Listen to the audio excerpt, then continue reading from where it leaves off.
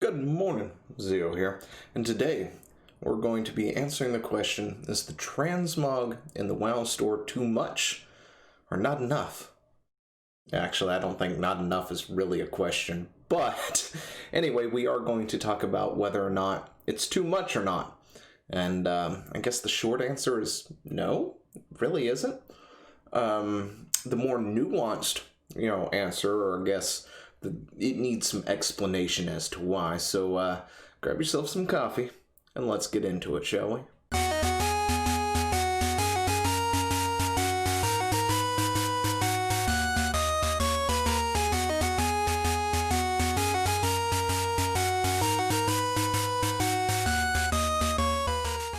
Now, this week might have a little bit more on the WoW related videos than normal. Usually it's the one thing that Blizzard has done or whatnot, Activision Blizzard has done, and we're criticizing them about it. And, this is one of those things that we're going to still criticize, right? We're going to criticize this somewhat, what is on the screen over here. But at the same time, it's not as bad and as doom as gloom as a lot of people I have seen making it out to be. No offense, but I'm surprised it hasn't happened sooner, to be totally honest. But yeah, so we're going to get into this. We're going to do some other things because I want to talk about the Twitch thing. There's this other video that I want to do something with, which is going to be a new style. A new thing that I haven't really done a whole lot. I think I've done something similar to it maybe 2 times in the past or something. So, we're going to do that just because I thought it'd be interesting to do it that way. And that's going to be a lot of WoW-related stuff, of course, probably going back and forth between things. But today we're talking about Transmogs, the in-game store here, and whether or not this is a good or a bad thing. Is it a good thing? I don't know. To me, it doesn't really matter that much. To a lot of people, it does. At the same time, I'm surprised it hasn't happened sooner. But when it comes to, say, the WoW shop versus other shops, there's a lot of criticism that can go around when it comes down to it. But right now, they're running a promotion for 6 months. If you buy 6 months straight up without using a WoW token or anything else, you get this thing here, right? The Spirit Darter's Wings Transmog set, which is pretty cool. The downside to all this is supposedly, now this isn't confirmed or anything, but this is what a lot of people have speculated. It was already data mined from Shadowlands. Usually if it's going to be a shop item, that stuff is encrypted, and they know that there's something there, but they don't exactly know what it is. But the whole set was data mined because it apparently might have been part of a quest, some kind of murder mystery quest, which I found out, sadly, that it has been, canceled. It was cut, right? Cut content now from the game, which sounded like it would have been fun to do, but now it's not, and this might have been a reward for completing that entire quest line or whatnot, which would have been really cool, and WoW needs more things like that. Not gonna lie. When it comes to transmog and stuff, I think WoW has a lot of work to do. They need a lot more sets that are cross-class and not tied to a particular piece of like leather or metal armor or something. They need a lot more that are just cross-class, like the Eternals Travelers set or something like that. The one that comes with the worm if you pre-order Shadowlands. This one is going to be one of those where it doesn't matter which class you're on, you can wear the things. And once in a blue moon ago, like back in Cataclysm, I think they had some helms that you could get. And there's a couple of items that, it doesn't matter which class you're on, you can still wear them. Because I've got one, I think, from Fire Festival or something like that, the summer thing, where it's like some kind of fire-looking crown or something. I don't remember exactly where it came from, but there's very few items like that in WoW, and there needs to be more that are like that. But as for this particular thing, if you pay for 6 months worth of subscription, you get this free, which is cool. Or you can buy it separately. There is a Transmog set now down in the store where you can get this for 20 bucks if you wanted to. But yeah, WoW's been adding things to its store over the years, like this here, a couple of toys, which, by the way, if anyone cares to fix this over at Blizzard, still tells you that a portion of the stuff will go to the World of Warcraft 2009 esports prize pool that you gimped people out of money because you're like, oh, we raised so much of this, so we technically don't have to put the minimum that we were putting into it, and we'll just have that. I talked about that, by the way. You can go find that video if you want. But yeah, which was a bit ridiculous. But yeah, you got your toy still here promoting that 2009 esports prize pool thing. You might want to go in and fix that. Just saying. Anyway, they've got pets in here, non-combat pets for about 10 bucks. I think a lot of this stuff feels a bit too pricey for me. Yes, I do have some of these. I'm not gonna lie, I have bought some of these back when they first came out. Like, I mean, seriously, when they first put out the Sparkle Pony, yeah, I picked that son of a gun up. Right there, the Celestial Steed, but that's like it, right? Back when they were first doing this stuff, I picked up a few of the things, but then never did. And I honestly don't think that was 25 when I picked it up. It was cheaper. But anyway, you can do other things in here too. You've got these services. I couldn't think of what they were called. Anyway, services, which I'm surprised actually are on sale. I'm not in the Blizzard shop that often, but I don't ever remember for the longest time anything ever really being on sale. And the services shop before in the past, but this might be a new thing where they've started doing this. You can do realm transfers and things like that, and other stuff. But is this a bad thing? No. We are going to do this, right? We're gonna pop over here. You're gonna see how all my stuff that's up and about, and we're gonna come over here. This is the Final Fantasy XIV online store, the Mog Station, right? Final Fantasy XIV has had a huge shop for years, and the fact that Blizzard's isn't as big is kind of surprising.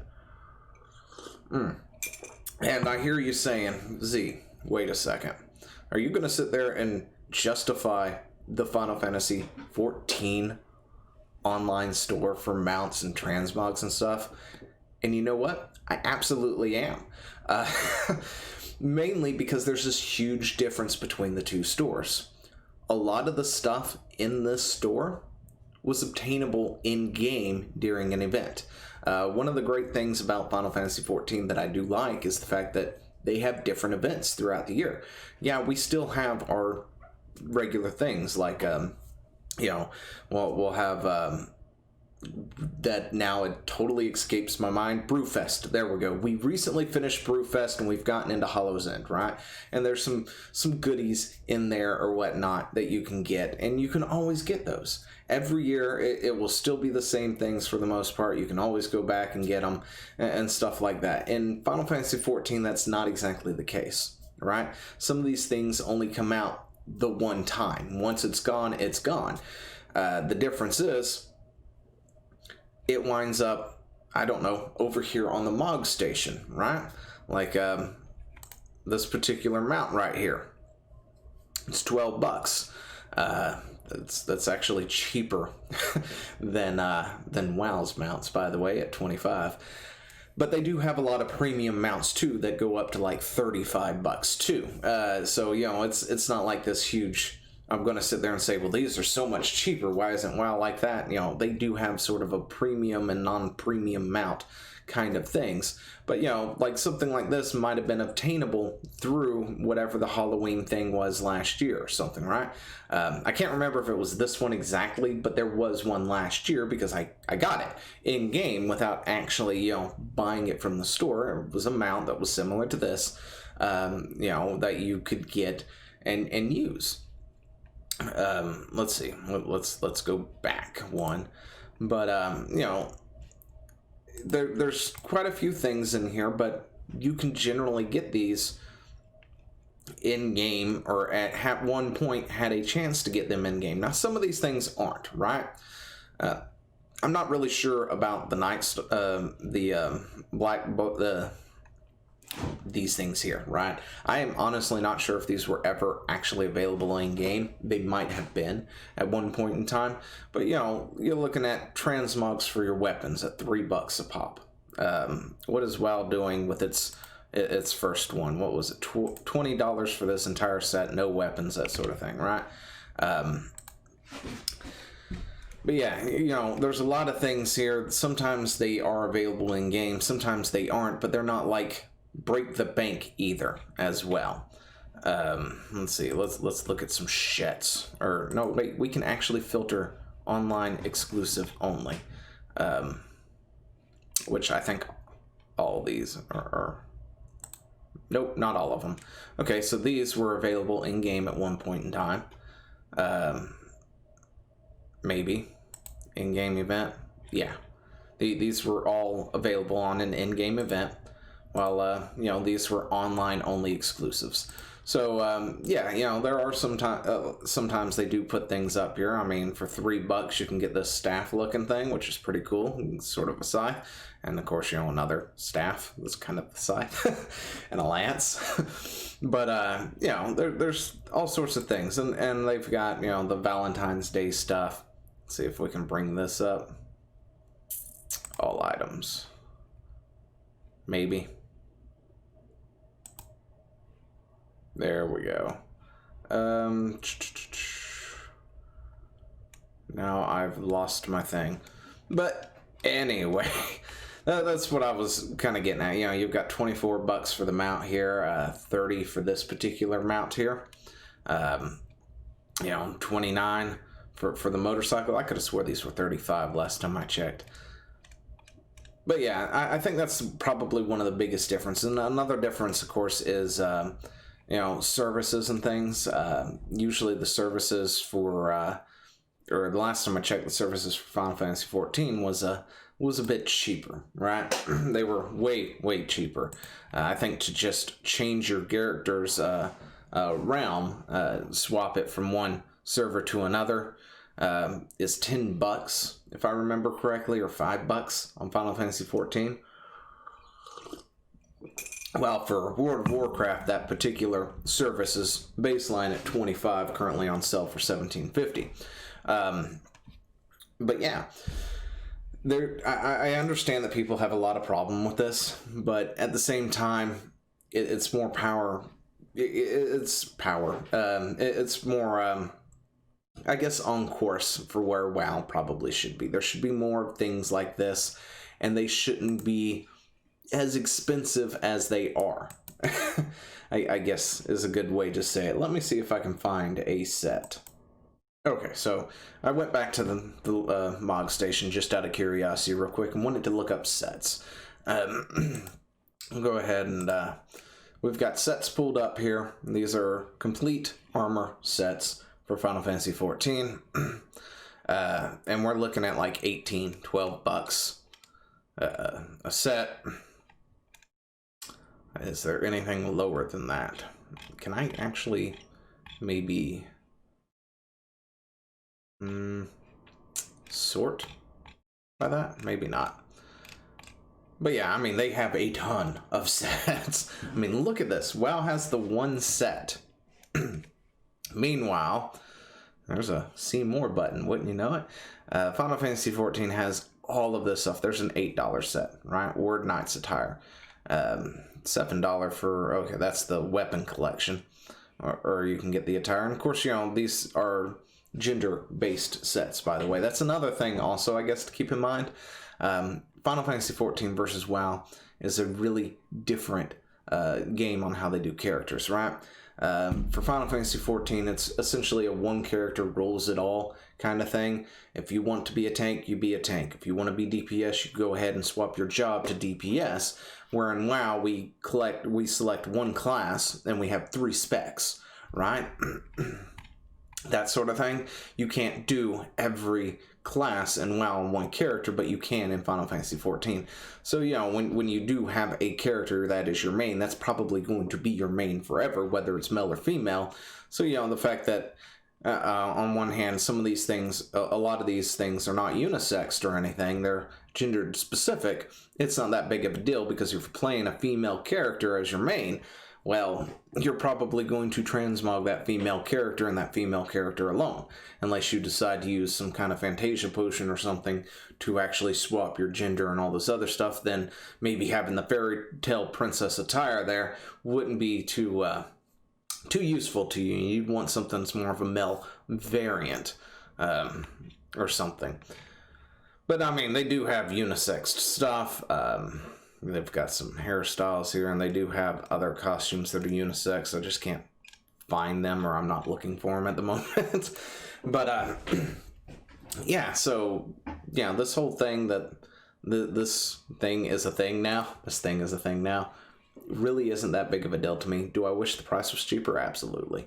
I think Blizzard needs to look at their store prices and maybe take a look at other store prices for other games like Final Fantasy XIV and find themselves a nice happy middle ground between them, because I definitely can't justify paying $20 for that.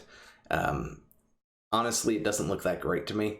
I don't care for it. I do want some wings in my character, but not a Spirit Darter's wings. You know, and they've done other transmog related stuff in the form of, you went to BlizzCon, so here's a thing, or you bought this particular game, here's a thing, and I don't really like that practice either. You know, if you're going to create it, make it available for everybody, either through an in-game event one time, or, you know, then get it onto the cash shop afterwards. I do like that model a lot better. And if it goes straight to the cash shop, yeah, well, you don't have to charge $25 or $20 for it. It will sell like hotcakes, right? Especially if, say, we were looking at those weapon skins, right? $3 a pop. I think a lot of people can look at that and go, yeah, I got no problem with that. I in this game a lot. I love doing it. I'll pay $3 for that amazing staff or that amazing maul or axe or sword or whatnot, and have it for a transmog set. You know, when it comes to Final Fantasy XIV, there's a lot of people who like to say that glamour is the true endgame, and it probably is. They have a lot of transmog options, to be totally honest, but WoW does not, and even though they have done some changes to transmog, it's still really restrictive compared to, say, Final Fantasy XIV in a lot of respects, because, you know, there's a lot of things in Final Fantasy XIV where it just requires level 1 and probably requires your character to be male or female, right? And those are the only real restrictions to it. And then they can transmog into it. However, I do like World of Warcraft's way of doing transmog, where once you get said item and it's soulbound, it's yours to do with, unlike in Final Fantasy where you have to get a plate and you've got to do the glamour thingy and then you've got to put it in the dresser and all this other stuff. And, you know, you're limited to how much you can do, of course. With WoW, I can just collect anything and everything that is leather and equip it once or pick it up soulbound, and my druid is going to have access to it, right? So I do like that a little bit. So in the end, is this a bad thing? No, it's not. You know, you can look at it and go, oh my gosh, WoW, doing it again. They're trying to incentivize players because they're losing players, and they may be losing players. That may be an absolute thing, but we do have the expansion on the horizon. We're going to have a boost in players. You know, anyone who says otherwise is just lying to you at that point, because it happens every single expansion. Whether or not they stick around is a different story, of course. You know, they may come back for the 1 month or 2 months to play the expansion and then drop off the face of the earth. You know, that's always a possibility as well. You know, but, you know, this isn't like a big deal to me. I honestly wish Blizzard would do more things like this, but handle it differently, right? If this was handled differently, had it some kind of an in-game event, especially if this truly was originally designed to be part of an in-game event, a quest line, and a prize for that quest line, because it does feel like it sort of fits the narrative of this mansion murder mystery party thing. Then to take it out because you couldn't finish the quest, I think is a disservice to the players at that point, right? If you couldn't finish the quest or whatnot and had to scrap it, put it on the back burner and wait for a bit. Maybe, go ahead and finish it up and then wait for like a New Year's thing or a lunar thing or something like that. Something to happen, and we're like, okay, so we're going to run this tiny little event in-game during X holiday or whatnot, and then players will have access to it. And then if you don't catch it during the event, after the event is over, boom, to the store for like $12 or $18 or something like that, 15. It goes for players who wasn't here for it or whatnot, who missed out on it, and they would still have the opportunity to then pay for it, right? I think that would be a much better way to go about doing it, but that's just me. Anyway, let me know what you think down in the comments below, and I will talk to you later. See ya. Hey, thanks for watching. Don't forget to leave a comment, smash that like button, and always subscribe for more. And of course, there are other videos floating around somewhere on the screen, so click one of those and see if you can find something that suits your fancy. Till then, I'll see you later. Bye.